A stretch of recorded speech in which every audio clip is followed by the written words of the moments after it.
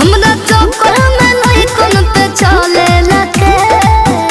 आज फट जाई गोरी तो घर इंग्लिश ड्रेस, फट जाई गोरी तो घर इंग्लिश ड्रेस, बदमाश होवे